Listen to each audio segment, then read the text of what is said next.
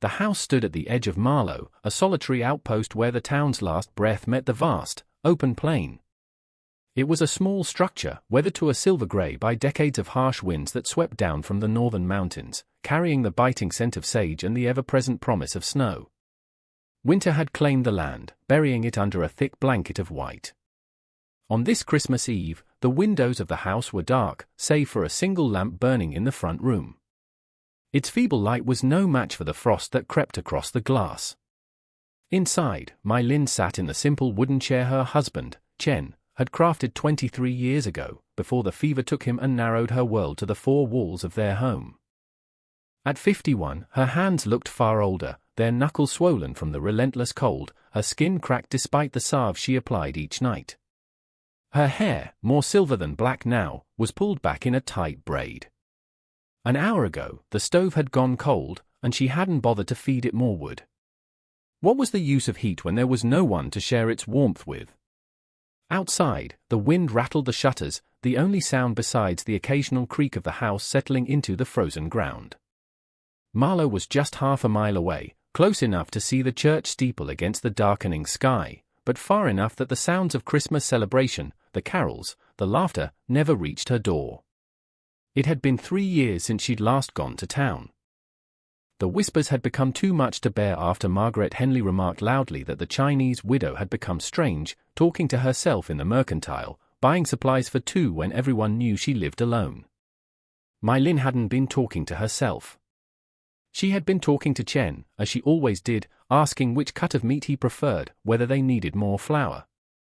But her husband had been gone for 20 years, and the town had decided grief had finally claimed her mind. It was easier to be seen as mad than to be pitied. The lamp flickered, its oil running low. Milin watched the flame dance, contemplating letting it die, just sitting in the dark until morning. Christmas was just another day when you had no one. Her daughter's last letter sat on the table, its edges soft from 3 months of handling. Lian had married a banker in St. Louis and had 2 children Milin had never met, her life too full to include a melancholy mother in a dying town. The letter promised a visit in the spring, the same promise made the year before, and the one before that. Milin didn't blame her. Some were meant to escape, others were meant to stay and weather the storms until they became part of the landscape. A knock came so suddenly it made Milin flinch, her hand flying to her chest. She sat perfectly still, wondering if she'd imagined it. The wind was a great mimic. But it came again, 3 solid raps against the wooden door, deliberate and patient. Slowly, her protesting joints creaking, she rose. No one came to her door anymore. Through the frosted glass, she could make out a tall figure and 2 smaller ones beside it. Her hand hesitated on the latch. Every instinct screamed for her to remain silent, to wait for them to leave. But some small, stubborn ember she thought long extinguished made her pull the door open. The cold rushed in, and then she saw them. A man stood on her porch, hat in one hand, a covered pot in the other. He was tall and lean, weathered by hard work. Lines were etched deep around his eyes, and grey threaded the dark hair at his temples. Behind him, 2 children huddled together, a girl of about 10 with wheat-colored braids and a boy no older than 7, his face half hidden in his sister's coat. Both stared at Milin with wide, uncertain eyes. The man said, his voice rough but not unkind. "I apologize for the intrusion on Christmas Eve. I'm Ethan Hayes. These are my children, Anna and Tom." He gestured with the pot. "We brought supper, if you'll have us." Milin stood frozen, the cold seeping through her thin dress. Strangers on her porch with food made no sense. "I don't," she began, her voice rusty from disuse. "I don't understand." "We're new to Marlow," Ethan explained, shifting his weight. The children pressed closer to him. "Got a small place a couple miles west. We were in town, and the Reverend's wife mentioned you might appreciate some company tonight. Said you'd been on your own for a while." Her chest tightened. Pity. The town had sent these strangers to check on the mad Chinese widow, to ease their Christian consciences. "That's kind," she said, her words flat. "But I'm fine." You should take that food to your family." "We are the family," the little boy, Tom, piped up, his voice small but clear. "It's just us three." Anna nudged him, but Ethan's expression softened. "My wife passed 2 years back," he said simply. "We've been moving around since, looking for a place to settle." "The Reverend's wife. She said you lost your husband some time ago. Thought maybe we could all use a hot meal and some company that understands." Milin saw something in his eye she recognized, the particular exhaustion that came from carrying grief like a stone in your chest. She wanted to close the door, to return to her solitude. But the boy was shivering, and the girl's cheeks were raw with cold. And Ethan Hayes was looking at her not with pity, but with a quiet resignation, as if he expected rejection but had learned to endure it. "It's roast chicken," he said. "And potatoes." Anna made biscuits. The wind gusted, sending snow spinning across the porch. Milin felt a small crack appear in the wall she'd built so carefully. "I suppose," she heard herself say, "it would be wasteful to let good food get cold." She stepped back, opening the door wider. Ethan nodded once and ushered his children inside. As Milin closed the door against the winter night, she realized that for the first time in years, her house held more than ghosts. Milin watched as Ethan moved about her kitchen with a quiet efficiency. He set the pot on the stove, added wood to coax the fire back to life, and directed his children with small gestures. Anna found plates in the cupboard as if she'd navigated countless unfamiliar kitchens. Tom stood close to his father, occasionally glancing at Milin as though she might vanish. "Please, sit," Milin said, her voice still feeling foreign. The table was small, built for two by Chen during their first winter together. Now, 4 people sat around it, their knees nearly touching. The chicken was tender, the potatoes were steaming, and Anna's lopsided biscuits were golden and soft. "These are very good," Milin said to the girl, who ducked her head with a smile. "Mama taught her," Tom offered, before an uncomfortable silence settled. Milin saw Ethan's jaw tighten. "I'm sure your mother was a fine teacher," Milin said carefully. Then, because the silence was worse, she added, "My husband made this table.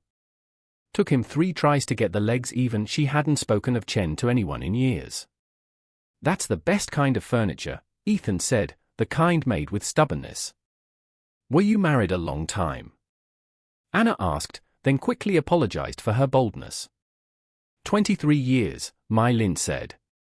The number felt both impossibly long and heartbreakingly short. "We had a daughter, Lian. She lives in St. Louis now." "Does she visit?" Tom asked. Milin's hands tightened on her fork. "She's very busy." Ethan cleared his throat. "We came from Wyoming. Had a ranch there. But after Rebecca died, it felt like the land remembered her better than I could bear. I'd see her everywhere and nowhere at once." Milin understood this precisely. It was why she rarely left the house. Marlowe had belonged to her and Chen. To walk its streets without him felt like a betrayal. "So you just left?" "Running away, some might call it," Ethan admitted. "I call it survival. Sometimes you have to leave a place behind to keep living." The thought of leaving was foreign and dangerous to Milin. This house was all she had left of Chen. They ate in a more comfortable silence after that, the kind that settles between people who find unexpected understanding. The lamp burned steadier now, refilled by Ethan without asking. Outside, snow began to fall in earnest, thick flakes turning the world soft and otherworldly. When the meal was finished, Ethan began to clear the plates, but Milin stood abruptly. "I'll do that." As she reached for his plate, their hands touched, a brief, warm, and startlingly real contact. Milin pulled back as if burned. She saw Ethan's expression shift, become more guarded. "We should head back," he said. "The snow's getting heavy." "Papa, can't we stay a little longer?" Tom asked. "It's warm here." Just then, a sound made Milin's blood run cold, the unmistakable crack of a heavy, ice-laden tree branch breaking under the strain. Ethan moved to the window and pulled back the curtain. The snow was no longer falling, it was driving sideways in a white wall that obscured everything. "We need to go now," Ethan said quietly. But Milin had seen storms like this before. "It's already worse," she stated. "You won't make it 2 miles in this. You'll lose the road." They both knew what happened to people lost in a prairie blizzard. She saw the calculation in Ethan's eyes, the father's protective instinct warring with the knowledge that she was right. "We'll wait it out," he said finally. Milin almost told him that storms like this didn't pass in an hour, that they could last for days. But seeing the fear in the children's eyes, she held her tongue. "I have blankets," she said instead, "and enough wood to keep the fire going through the night." The words hung in the air. These strangers would have to stay. Ben yawned, and Anna put an arm around him. "There's a bedroom," Milin heard herself say. "The children can sleep there." She led them to a door she hadn't opened in 3 years. Behind it was Leanne's room, preserved exactly as she had left it. She kept it for visits that never came, a monument to a time when she had been needed. Opening the door, she let them into the cold, dusty space.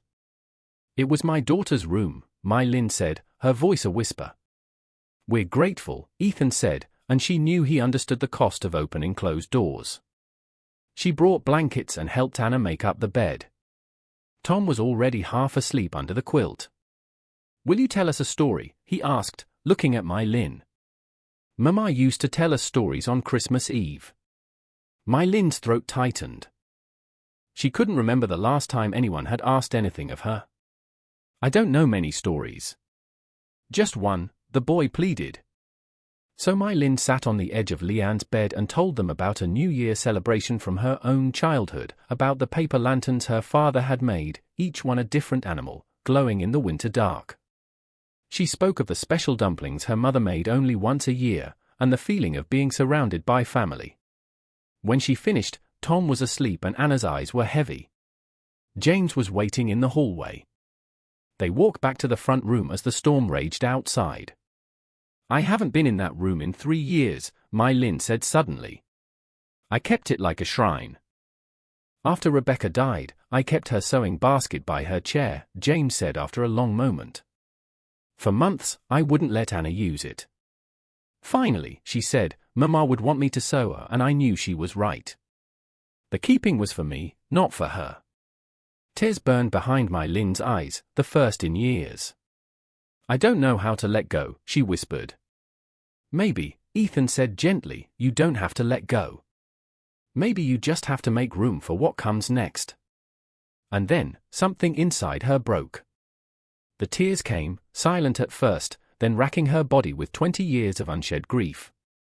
She sat in Chen's chair, her face in her hands, and wept. Ethan didn't offer empty words of comfort. He simply sat in the chair across from her, a patient, silent witness to her sorrow. When she finally lifted her head, she felt hollowed out, emptied. "I'm sorry."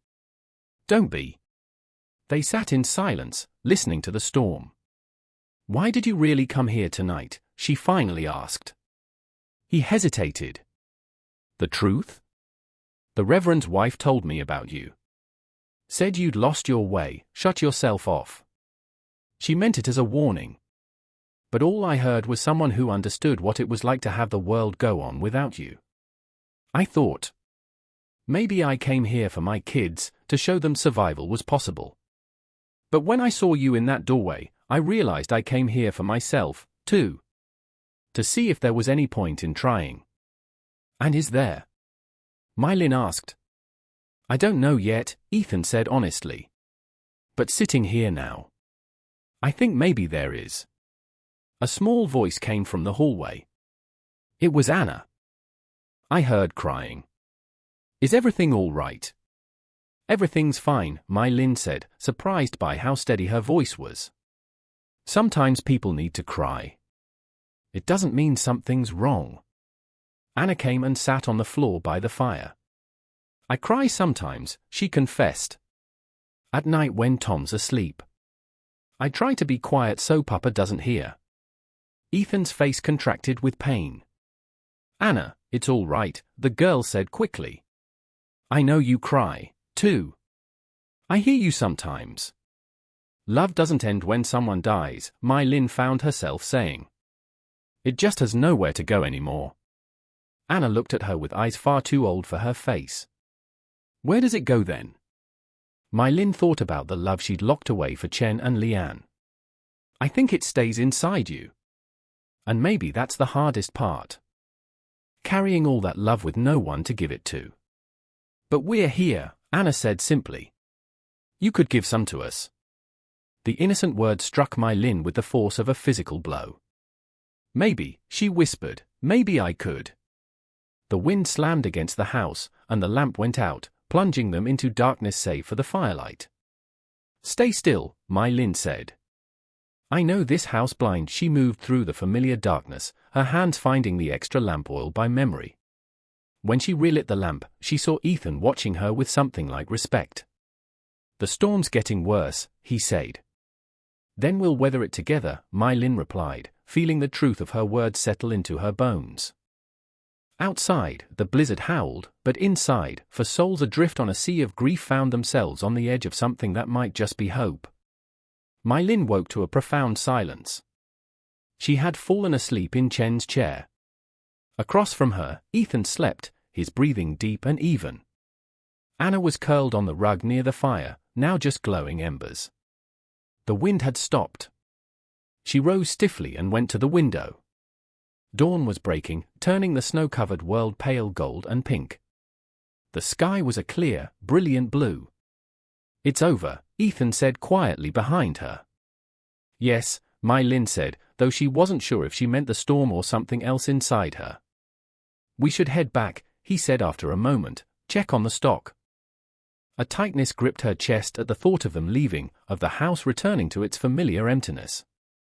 Before you go, she heard herself say, I'd like to make breakfast, if you'll stay. It wasn't about the food, and the understanding in his eyes told her he knew it. We'd like that, he said.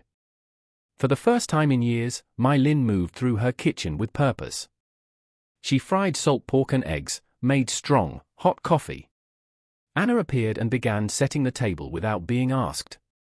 They ate as the sun climbed higher, the conversation quiet and easy, talk of the storm, of the work ahead. It was the simple act of sharing a meal, of planning for a future that extended beyond the next sunrise. When they were ready to leave, Milin went to Lian's room. She stood for a moment, then took the embroidered sampler from the wall. She found Ethan helping Tom with his coat. I'd like you to have this, she said, holding it out. The careful stitches spelled out home is where the heart is. I can't take this, he said. It's your daughter's. My daughter left it behind, Milin said firmly. And I think it's time it had a home where it's wanted. Ethan met her eyes, and an understanding passed between them. They were still broken, still grieving, but perhaps they could build something new. We'll come back, he said. If that would be all right. I'd like that, Milin said. I'd like that very much. She stood in her doorway and watched the three figures grow smaller against the vast, white landscape. When they had disappeared, she turned and looked at her house. The breakfast dishes were still on the table, the chairs pulled close together. The house was quiet, but it was a different kind of quiet now, not the silence of abandonment, but the silence of possibility. Milin walked to Lian's room and opened the door wide, letting the light spill in. She picked up the quilt and shook it out, sending dust motes dancing in the sunlight. Then she began to strip the bed, preparing it for the next time someone might need it. Outside, the world was white and new. Inside, a woman who had stopped living was slowly, painfully, learning to begin again. Grief had not ended, but she had remembered that being alive meant more than simply not dying. It meant keeping the door unlocked. It meant making room.